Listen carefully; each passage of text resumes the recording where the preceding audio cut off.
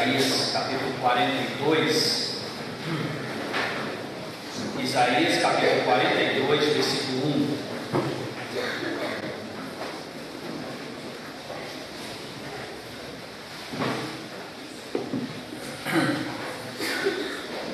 Vamos ler os primeiros 7 versículos desse capítulo.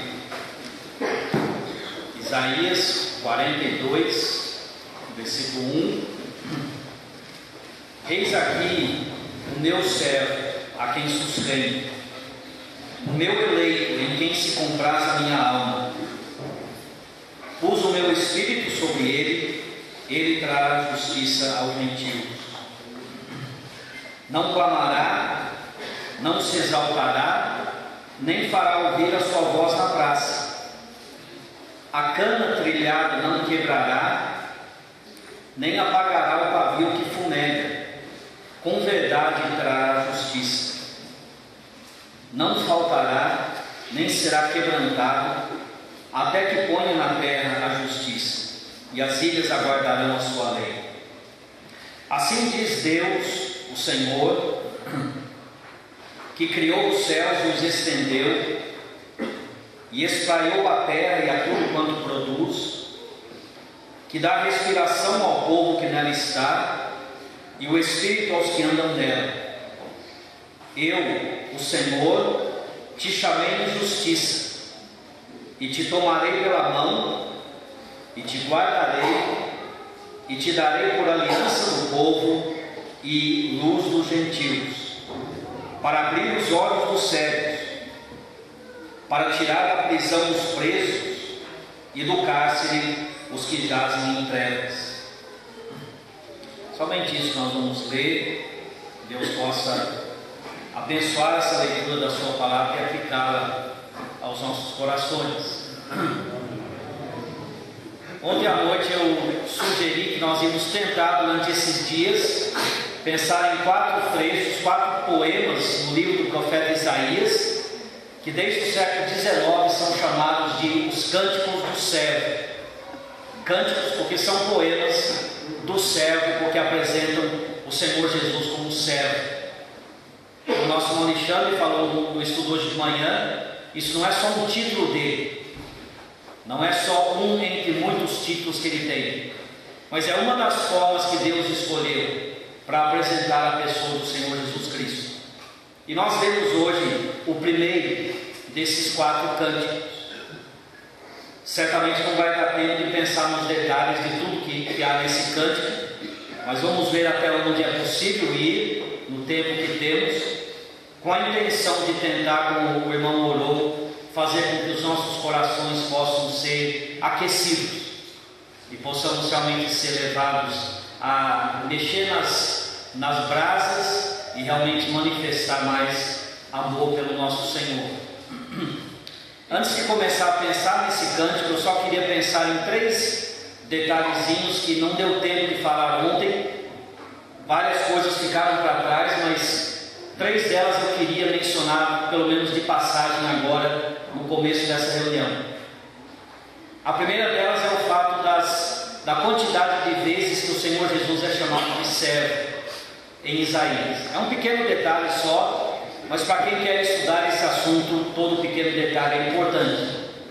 Eu falei ontem que 6 vezes em Isaías o Senhor se refere não ao meu servo Davi ou meu servo Isaías, mas meu servo. Ou então o Senhor Jesus diz: eu sou o teu servo, sem nomear esse servo. Mas além dessas 6 referências em que o Senhor é apresentado como o servo de Jeová, o servo do Senhor, tem uma 7ª ocorrência na metade, no meio do 2º cântico, no capítulo 49, quando Deus descreve o servo, dizendo que ele é, o Senhor Jesus, o servo é aquele que a nação abomina, aquele que é o servo dos que dominam. E assim o Senhor Jesus é chamado de servo no livro de Isaías 7 vezes. Ontem eu só falei das 6 ocorrências no começo e não deu tempo de chegarmos na questão da estrutura no final. Uma segunda coisinha que também vai ser interessante para quem quiser levar isso mais adiante é a relação dos 4 cânticos com os 4 evangelhos. Se talvez foi a primeira vez que você ouviu sobre esses cânticos, porque nós não estudamos tanto o Velho Testamento como deveríamos, talvez você até pensou nisso. Se tem 4 cânticos e 4 evangelhos, deve ter uma relação entre eles. E conhecendo a perfeição das Escrituras, seria uma surpresa se não houvesse uma relação entre eles. E você vai perceber que os 4 cânticos, na ordem em que estão na Bíblia, têm paralelos com os 4 evangelhos. Mateus, por exemplo, ele cita quase na íntegra, quase a metade desse primeiro cântico que lemos hoje, Mateus capítulo 12. Além disso, o primeiro cântico traz a ênfase sobre a justiça, como nós tentamos apresentar ontem. E Mateus é o evangelho que apresenta o Senhor Jesus como rei. São reis que exercem justiça. Os profetas podem proclamar justiça, os sacerdotes podem ser representantes da justiça aqui na terra, mas geralmente o poder para exercer justiça fica na mão do rei. E há vários paralelos entre esse primeiro cântico e Mateus. O segundo cântico se destaca dos outros 3 por uma característica singular. Ele é o que mais vezes chama o Senhor Jesus de servo. No primeiro cântico ele é chamado uma vez, no terceiro uma vez, no quarto 2 vezes, mas no segundo cântico ele é chamado de servo 3 vezes. Pelo Senhor, por Ele mesmo e pelo povo. E Marcos é o evangelho que apresenta o Senhor Jesus como o servo perfeito, como nós estávamos falando hoje de manhã. Então há também muitos paralelos ali. O terceiro cântico tem uma frase que se destaca, uma frase diferente. O servo diz: eu pus o meu rosto como um seixo, uma rocha, uma pedra, e sei que não serei envergonhado. Isso nos lembra de uma frase em Lucas, uma frase também estranha. Quando Lucas diz, e eu vou citar na versão atualizada, o Senhor manifestou no seu semblante o firme propósito de ir para Jerusalém. Eu não sei como que o semblante dele transmitia essa determinação de ir para Jerusalém, mas Lucas está já chegando perto do Calvário, apresentando essa determinação do Senhor de ir até lá. E aquele evangelho de Lucas, onde o Senhor é apresentado como homem, o evangelho mais humano, mais terno dos 4, combina muito bem com aquele terceiro cântico, que também é comovente, é terno e mostra a humanidade do Senhor mais do que todos. E depois de Mateus, Marcos e Lucas, João fica numa classe à parte. Os primeiros 3 são chamados muitas vezes os evangelhos sinóticos, a mesma ótica, a mesma visão. João é diferente. João nos leva para o santuário, João nos leva para o céu, para ver o Filho de Deus. E o quarto cântico, que começa no finalzinho do capítulo 52 e inclui o capítulo 53 inteiro, também é assim, maior do que os outros, diferente dos outros. Ele nos leva até dentro do santuário, até dentro da presença de Deus.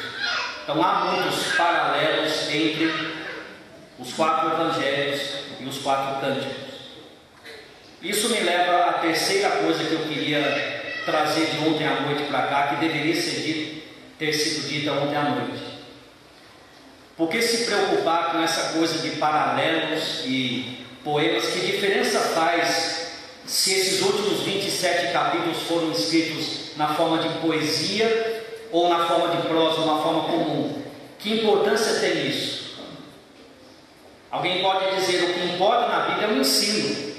Não importa se ele foi apresentado na forma de uma poesia, na forma de um texto corrido, não importa a forma.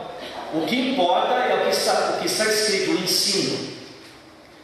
E tem muita verdade nessa afirmação, mas sempre tem um outro lado da moeda. Nós deveríamos perguntar se Deus se preocupou em escrever partes da Bíblia na forma de poesia.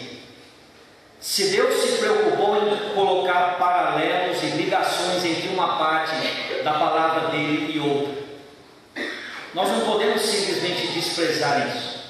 Talvez eu não entenda por que ele fez isso, mas eu tenho que admitir que ele fez isso com um propósito, ele não fez à toa. Talvez uma pequena história ajude a esclarecer isso. Muitos anos atrás, um jovem de São Paulo, ele escrevia cartas para uma determinada moça encantada. Não havia redes sociais, nem Facebook, nem o Orkut existia naquela época, então era por carta mesmo. E ele gostava de escrever poesias para ela. E quando ele estava muito inspirado, ele colocava a poesia dele dentro de uma estrutura, além de ter rima e métrica, era também um acróstico. A primeira linha começava com a primeira letra do nome dela, a segunda linha com a segunda letra e assim por diante. E ele se esforçava para fazer aquela poesia e preparava para mandar para ela, e depois ele pensava: será que ela vai perceber que é o nome dela ou não? Então ele pegava a caneta e passava por cima de toda a primeira letra de cada primeira linha, para que fosse óbvio, para que não tivesse como ela não perceber aquilo. Por quê? Porque na inocência dele, ele queria que ela percebesse, e queria que ela percebesse o trabalho que ele teve para fazer aquilo. É claro que para Deus não é trabalho escrever um texto na forma de uma poesia, não é mais trabalhoso para ele, de forma alguma. Mas por que ele fez isso? Pessoas que conhecem o hebraico, eu não conheço, estou falando de outros que conhecem, dizem que esses últimos 27 capítulos de Isaías não tem nada na literatura antiga que se compara a eles, em termos literários, independentemente de qualquer lição espiritual. A literatura aqui é de primeira categoria, é de primeira classe, tudo feito na forma de poesias. Como nós mencionamos ontem, 27 poemas, 9 mais 9, outros 9, tudo dividido, tudo organizado, tudo estruturado. Por quê? Eu não vou poder responder essa pergunta, mas conforme vamos descendo esse cântico e os outros também, eu vou tentar chamar a sua atenção para essa estrutura, já que outras pessoas dedicaram a vida deles, primeiro para conhecer aquelas línguas antigas, depois para estudar esses trechos, e para deixar tudo escrito para nós. Nós podemos hoje, com pouco esforço, podemos descobrir isso. E eu vou tentar apresentar essas coisas conforme vamos estudando os cânticos. Não que a nossa intenção aqui seja estudar literatura, claro que não. Mas tem que ter alguma razão para tudo isso. E talvez, se nós prestarmos atenção nessas estruturas, nós vamos percebendo algumas lições espirituais também. Então, o alvo principal diante de mim é tentar glorificar a Cristo.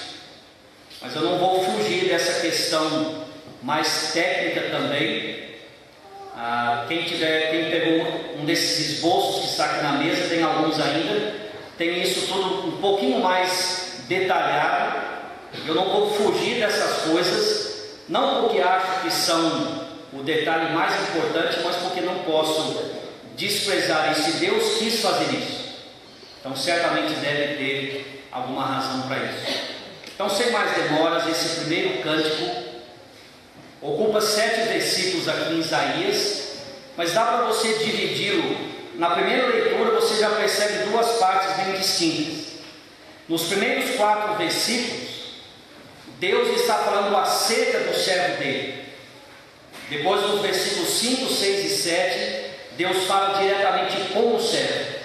Então é uma diferença muito fácil de perceber. Na primeira parte, vamos concentrar as nossas atenções nesses primeiros 4 versículos.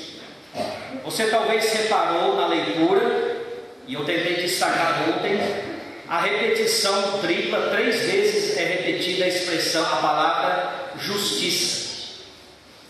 E essa palavrinha justiça, ela divide essa primeira parte do cântico, os versículos 1 a 4, em 3 estrofes menores. O versículo 1 termina dizendo: Ele trará justiça. Encerra, o versículo 1 é a primeira estrofe desse canto. Os versículos 2 e 3 terminam dizendo: Com verdade ou em verdade trará justiça. Os versículos 2 e 3 são a segunda estrofe. E depois o versículo 4 diz para nós que ele não vai, o servo não vai faltar e nem ser quebrantado até que ponha na terra a justiça. O versículo 4 é a terceira estrofe. Relacionado com esse tema da justiça, a primeira estrofe do versículo 1, ela apresenta para nós a pessoa que vai trazer justiça.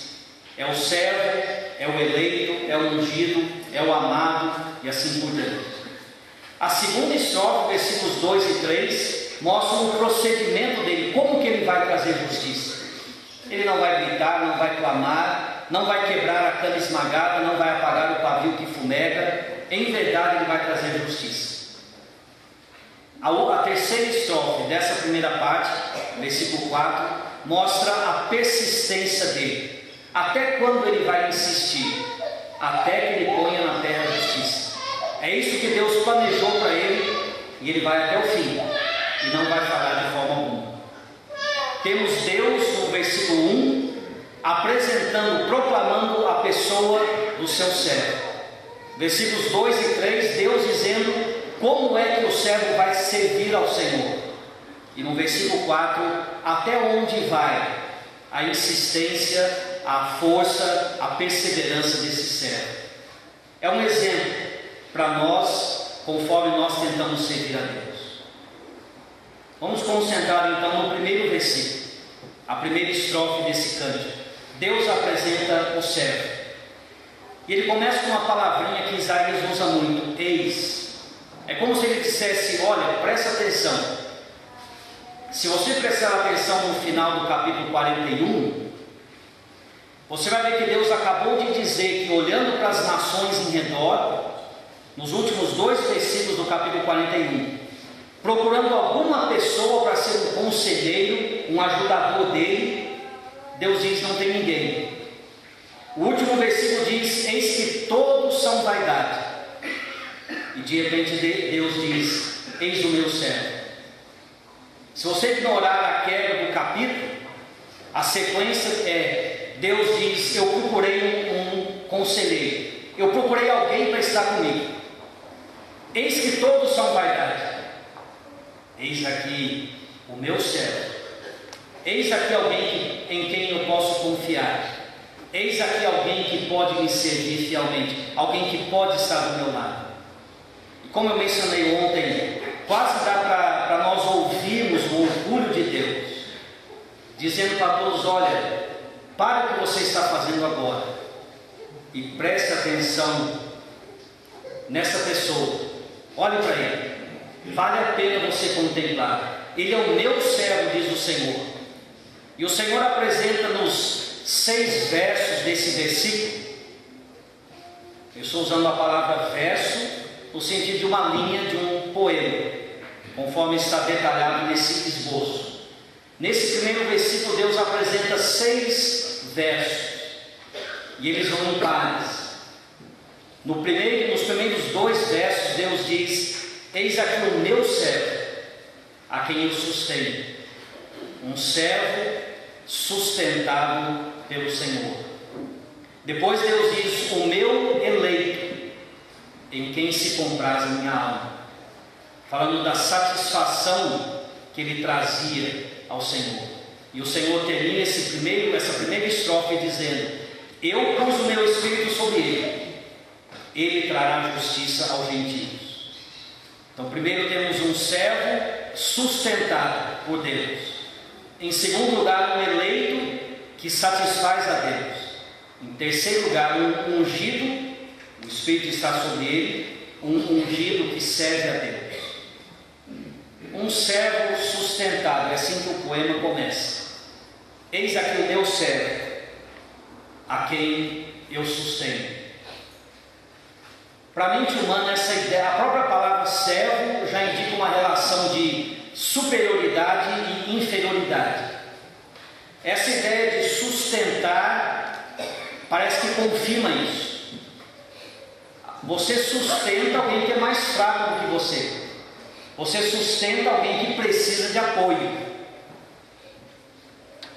Em relação a Deus e ao Senhor Jesus, é claro, nós estamos num relacionamento totalmente diferente. E eu queria enfatizar, e se possível fosse sublinhar e pôr em negrito, essa verdade que entre o Pai e o Filho existe uma relação perfeita de dependência, mas também de igualdade.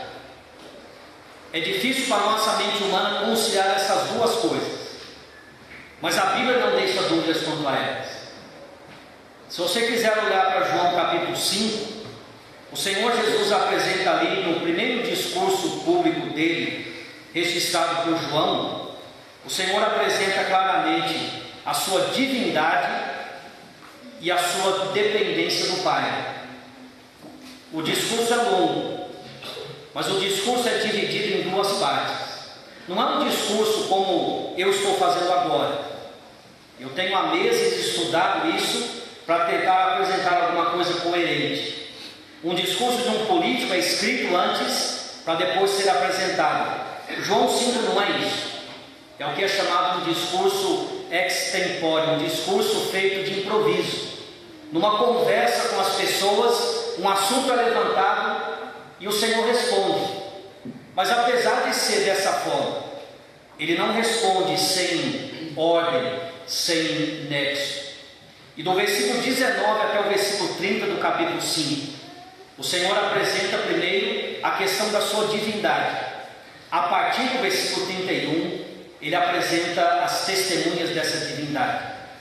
E para não tomar tempo, eu não vou ler só 3 versículos nesse trecho, e não vamos entrar nos detalhes, mas eu vou chamar a sua atenção para esses 3 versículos, se você quiser considerá-los depois. No primeiro versículo desse trecho, João 5,19, o Senhor Jesus diz: na verdade vos digo, que o Filho por si mesmo não pode fazer coisa alguma, se o não vir fazer o Pai, porque tudo quanto Ele faz, o Filho o faz igualmente. Versículo 30, o Senhor Jesus diz: eu não posso de mim mesmo fazer coisa alguma. Como ouço, assim julgo. O meu juízo é justo, porque não busco a minha vontade, mas a vontade do Pai que me enviou. O Senhor começa e termina essa parte dizendo: eu não posso fazer nada de mim mesmo. E tem gente hoje em dia que bate na porta da sua casa e, baseado nesses versículos, vai tentar dizer que o filho é inferior ao pai, e o filho sabia disso. Mas leia com cuidado o que o Senhor diz. Ele disse que não podia fazer nada independentemente do Pai, não porque ele dependia do Pai, mas porque a comunhão entre os dois era tão íntima que nunca haveria ninguém agindo independentemente. Ele diz no versículo 19: tudo quanto ele, o Pai, faz, o Filho faz igualmente. Não há diferença, há harmonia entre os dois. Nos versículos que estão entre esses 2 versículos que eu li, o Senhor Jesus apresenta 2 atributos dele: o poder para dar vida e o poder para julgar. E se você ler depois com cuidado, ele apresenta cada uma dessas coisas 2 vezes, e no meio delas ele diz no versículo 23: para que todos honrem o Filho como honram o Pai. Quem não honra o Filho não honra o Pai que o enviou. Não há uma declaração mais categórica da igualdade entre o Pai e o Filho do que essa. Todos honrem o Filho como honram o Pai.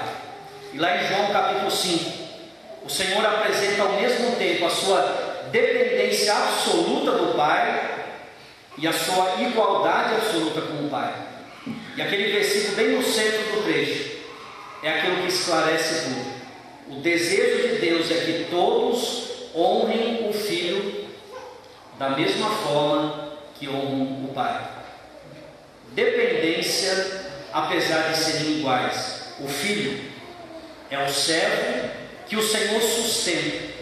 O Senhor o ajuda na sua caminhada. Ele não está sozinho, ele não serve sozinho, o Senhor está junto com ele.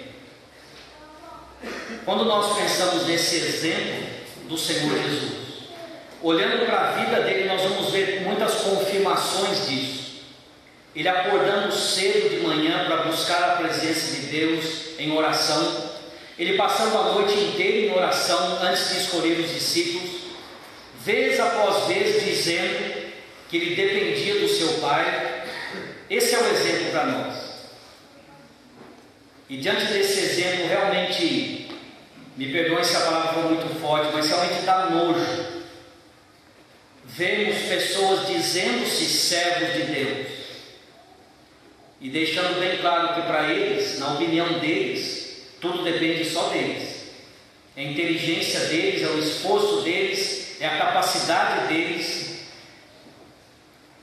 Enquanto que o servo perfeito, o único que poderia ter dito isso, o único que tinha poder, que tem poder para fazer tudo, é aquele que deixou esse exemplo perfeito de submissão.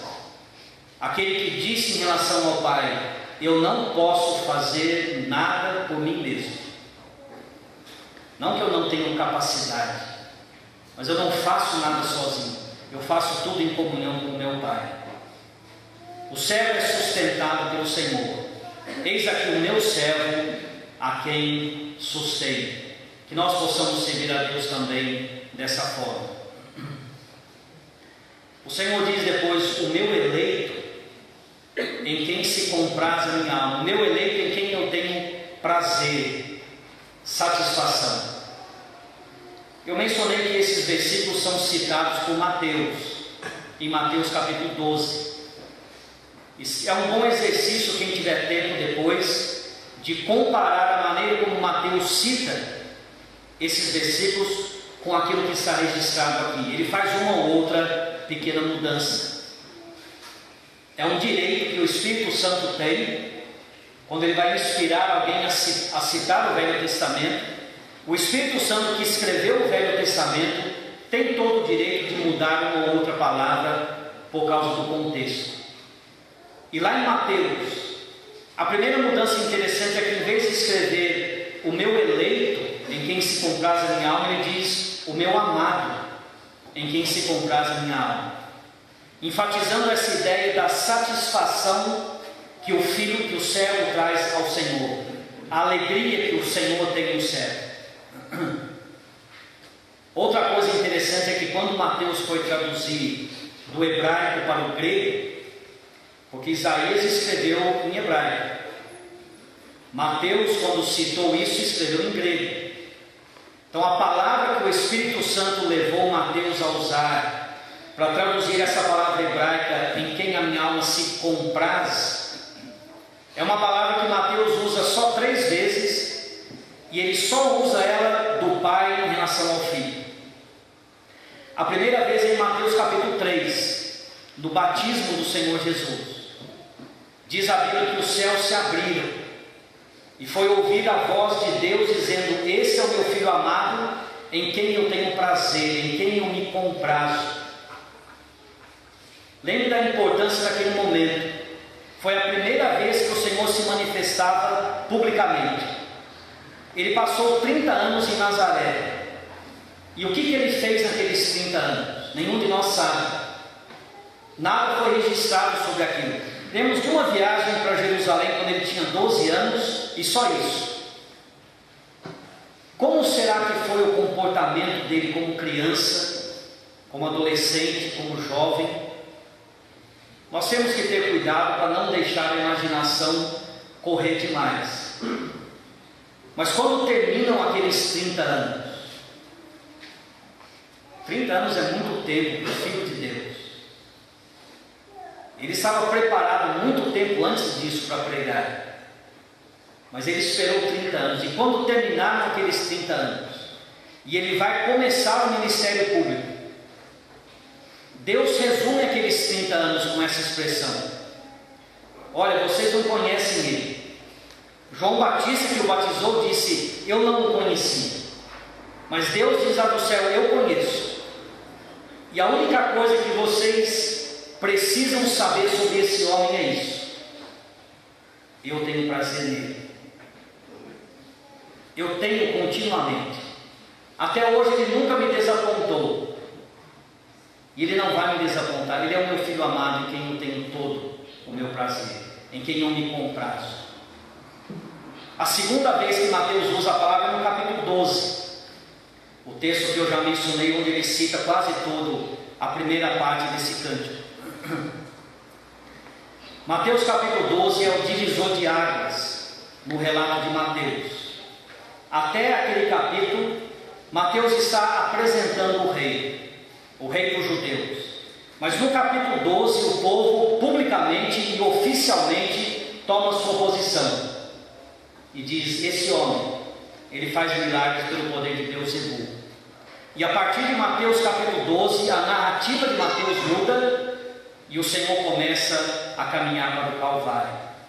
E naquele meio da história, naquele divisor de águas, no meio de toda a movimentação dos milagres, expulsando demônios, Mateus diz que ele fazia tudo aquilo. E ele diz: para que se cumprisse o que foi dito pelo profeta Isaías: eis o meu servo, a quem escolhi, o meu amado, em quem eu tenho todo o meu prazer, em quem a minha alma se compraz. E a terceira vez é no capítulo 17, no Monte da Transfiguração, quando é vista uma prévia da glória futura do Senhor Jesus Cristo, quando o rosto dele foi transfigurado. E também naquela situação, você se lembra que Deus disse as mesmas palavras. Três contextos, três situações diferentes, uma mesma opinião. Seja lá na obscuridade de Nazaré, na casa de José e Maria, ou seja na agitação, na movimentação dos milagres e da pregação, como no capítulo 12, ou seja na glória que vai ser manifestada no futuro. Deus olha para o Filho em qualquer situação e Deus diz: eu tenho todo o meu prazer nele. O Filho trouxe plena satisfação a Deus. Mas tem mais do que isso. O verso diz também, apresentando para nós a Trindade: eu, diz Deus, pus o meu Espírito sobre ele. O Pai, o Espírito e o Filho. Eu pus o meu Espírito sobre ele. E o Novo Testamento mostra também de uma forma muito preciosa que o Espírito Santo encontrou o verdadeiro descanso e prazer também no Senhor Jesus Cristo. Nós vemos isso pela maneira como João Batista fala acerca do batismo dele, do batismo do Senhor Jesus. Mateus, Marcos e Lucas contam sobre como foi o batismo. João não conta. Só que João, ao invés de contar sobre como aconteceu o batismo, João registra as palavras que João Batista disse acerca do batismo. E naquelas palavras, duas vezes, João usa uma expressão muito preciosa. João capítulo 1, versículos 31, 32 e 33, se não me falha a memória.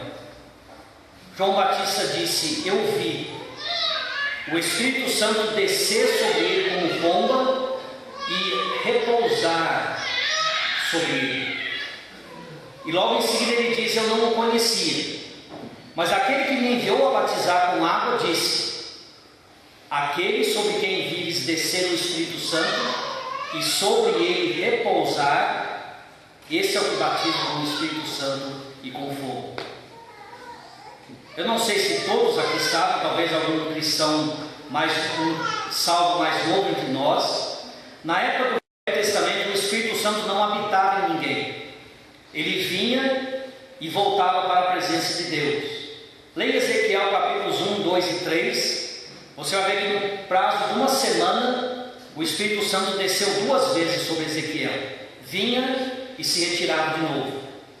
A partir da glorificação do Senhor Jesus, o Espírito Santo agora habita em nós. Mas quando o Senhor Jesus estava sendo batizado, houve essa descrição diferente. O Espírito Santo desceu e repousou sobre ele. E voltando lá para o Velho Testamento, para a história do dilúvio, eu creio que nós temos uma ilustração do que aconteceu no batismo do Senhor Jesus. Quando acabou o dilúvio, Noé soltou um polvo. Ele queria ver se já a terra já estava em condições de recebê-los. Soltou um polvo. E o povo, que come carniça, achou um banquete no meio daquele cenário de destruição e de morte. Ele soltou uma pomba. A pomba é figura do Espírito Santo. Diz que a pomba foi e voltou, e Noé precisou estender a mão para recolher.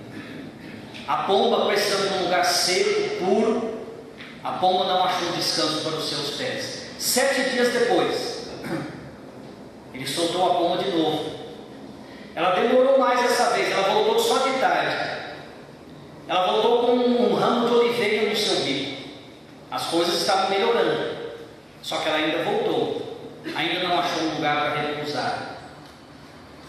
Uma semana depois ele solta de novo a pomba, e dessa vez ela vai e não volta. Obviamente ela achou um lugar para se sentir em casa. Quando o Senhor Jesus foi batizado, haviam se passado séculos, milênios, do Espírito Santo descendo e subindo, sem achar um lugar onde podia repousar.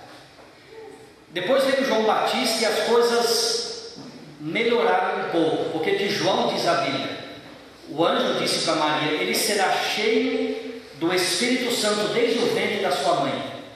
A única pessoa na Bíblia de quem nós lemos essas palavras. Mas João Batista, apesar do grande homem que foi, não foi uma pessoa perfeita, e certamente o Espírito Santo não poderia sentir-se em casa, figurativamente, dentro de João Batista. Mas no dia do batismo do Senhor Jesus, o Espírito Santo desceu na forma corpórea de uma pomba e repousou nele. Uma forma simbólica de Deus dizer, ele se sentiu em casa. Não haveria nenhum pensamento impuro no coração do Senhor para ofender o Espírito. Nós fomos exortados a não extinguir o Espírito e assim por diante. Na pessoa do Senhor Jesus, finalmente, depois de 4.000 anos de história da humanidade, finalmente um homem em quem o Espírito Santo poderia sentir-se à vontade, sentir-se em casa. Isso ilustra para nós um pouco do grande privilégio que nós temos, porque o Espírito Santo habita em nós, não pela nossa justiça, mas por causa daquilo que Cristo fez. Mas isso, é claro, é outro assunto. E o finalzinho desse versículo mostra uma coisa importante também. O meu servo, ungido pelo Espírito, ele trará justiça aos gentios, deixando claro aquilo que os judeus não entenderam, mas o Velho Testamento já dizia. O plano de Deus nunca foi só para os judeus. Quando Deus chamou Abraão, ele disse: em ti serão benditas todas as tribos de Jacó. Não foi isso que ele disse, em ti serão benditas todas as nações da terra. O servo de Deus trará justiça aos gentios. Se o versículo 1 apresenta o servo ideal, os versículos 2 e 3 apresentam o serviço ideal. Como que alguém vai servir? Eu vou resumir só por causa do tempo. Versículo 2: discrição. Não clamará, não gritará, não fará sua voz ser ouvida na praça. Se você tem dúvida que esse seja o significado disso, leia depois Mateus capítulo 12. E Mateus cita essas palavras nesse contexto. O Senhor expulsava demônios, curava enfermos e dizia, insistia para que ninguém os espalhasse, para que se cumprisse essas palavras. Se ele é o Filho eterno de Deus, por que ele veio com tanto silêncio? Por que não proclamar para todos os cantos da terra a sua glória? Porque nessa ocasião, esse primeiro cântico não revela isso, mas os outros cânticos vão revelar. Nessa ocasião ele não veio para reinar, ele veio para morrer, ele veio para a cruz. Era necessário que ele fosse desprezado. Por isso ele veio dessa forma discreta. Mas o versículo 3 é muito precioso. A cana trilhada não quebrará, o pavio que fumega não apagará. Mostrando que o Senhor, além de servir de uma forma discreta, Ele também iria servir dessa forma, sendo manso com aqueles que eram fracos, não sendo duro com os fracos. Uma cana trilhada é uma figura de total impotência. Uma cana, não cana de açúcar, mas uma cana de junco, que cresce à beira de água, alguma coisa assim. Não é sinal de força. Uma árvore sim é forte, uma cana é uma coisa fraca. Uma cana trilhada ou quebrada, para que ela serve? Para nada. Uma cana inteira serve para alguma coisa, não para fazer telhados ou madeiramento, mas serve para outras coisas. Mas uma cana trilhada, amassada, quebrada, joga fora, não serve para nada. O pavio que fumega, o pavio foi feito para iluminar, mas se houver acúmulo de sujeira no pavio, ou se o pavio perder contato com o óleo, a luz começa a se apagar, e em lugar da luz vem a fumaça, ao invés de iluminar só irrita. E essas duas figuras, elas apresentam claramente para nós um quadro de destruição, de fraqueza, de inutilidade. Não importa a razão. Talvez era alguém que foi muito útil no passado, talvez as pressões da vida, as pressões externas da vida o quebrantaram como uma cana. Talvez ele lá dentro esfriou e perdeu o contato com o óleo, que é uma figura do Espírito Santo, e não está iluminando mais. Tem 1001 razões que poderiam provocar isso. Mas tem 1001 pessoas também que já passaram por isso.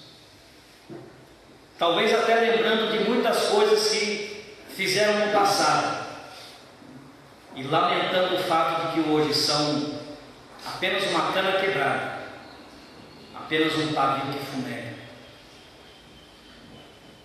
E o servo perfeito de Jeová, ele não vem com impaciência, com rispidez, para terminar de quebrar o que já está quebrado. Ele não joga fora o pavio e põe um pavio limpo no lugar. Com paciência ele procura restaurar. Eu queria pensar em alguns exemplos disso, mas o tempo está no final. Eu vou citar só o exemplo de Pedro e a maneira como Lucas destaca para nós o cuidado do Senhor em relação a Pedro. Lucas, o médico, ele registra 3 detalhezinhos sobre a negação de Pedro que os outros evangelhos não registram. Em primeiro lugar, quando Pedro afirma que não vai negar o Senhor, mesmo que ele morra, ele não vai negar. O Senhor diz para Pedro: Pedro, eu roguei por ti. É só Lucas que registra isso. Pedro, eu orei por você. O Senhor disse: Satanás pediu a voz coletiva. Pedro, eu orei por você individualmente. Poucas horas depois, Pedro negou o Senhor Jesus 3 vezes. E Lucas diz que quando Pedro negou pela 3ª vez, ele estava no pátio, no centro daquelas construções típicas dos judeus. O Senhor estava no 2º andar, diante do sumo sacerdote. Provavelmente, certamente, ele não ouviu com os ouvidos humanos o que Pedro disse. Quer dizer, um homem não teria ouvido, mas o Senhor ouviu a negação de Pedro. E diz Lucas: o Senhor olhou para Pedro, e Pedro saiu e chorou amargamente. Na hora que ele estava traindo, negando o Senhor estava olhando para ele, e não foi um olhar de desprezo, não foi um olhar de repreensão. Eu nunca queria passar pelo que Pedro passou, mas muitos de nós aqui já vimos esse olhar do Senhor. E poucas horas mais adiante, tudo isso foi em menos de 24 horas.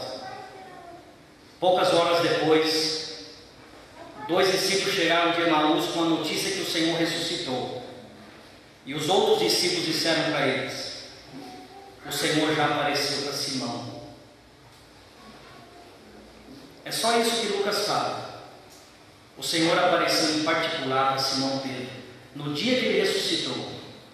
Menos de 24 horas, menos de 24 horas não, mas menos de 48 horas depois que Pedro o havia negado. O que eles conversaram ali eu não sei, mas Pedro foi restaurado. Mais para frente o Senhor precisou restaurá-lo também publicamente, quando perguntou 3 vezes. Pedro negou 3 vezes, então Pedro confessou 3 vezes: Senhor, eu te amo. Mas na ocasião ali o Senhor já apareceu para Simão. Antes de Pedro negá-lo, o Senhor está orando. Quando Pedro negou, o Senhor está olhando. Depois que Pedro negou, o Senhor vai para levantá-lo. Esse é o servo que tanto agrada a Deus. Ele não quebra a cana trilhada, ele não apaga o pavio que fumega. Em verdade, ele trará justiça. É importante balancear essa verdade com aquilo que eu tenho dito. Ele é manso, mas ele é manso com os fracos. Ele não faz vistas grossas ao pecado. O pecado tem que ser julgado. A justiça que ele estabelece é baseada na verdade. Não tem outra base para a justiça de Deus. As negações de Pedro estão registradas nos 4 evangelhos. Deus não escondeu o pecado dele e fez de conta que não aconteceu. Mas o Senhor foi paciente e amoroso para com ele. E o versículo 4, finalzinho dessa primeira parte, o Senhor faz um contraste até com um jogo de palavras, quando diz: ele não falhará e nem será quebrantado. Essa palavra traduzida falhará é a mesma palavra que no versículo anterior foi traduzida pavio que fumega. O pavio que está apagando, quase não dá mais luz.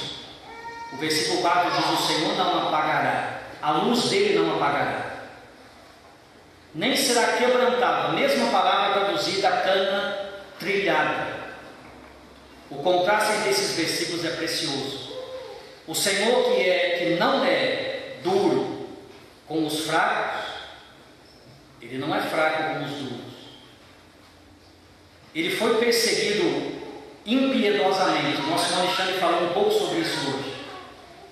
No seu nascimento, na tentação, vez após vez, Satanás e os homens tentaram com todas as suas forças quebrar aquela cana, apagar aquele pavio, mas era impossível.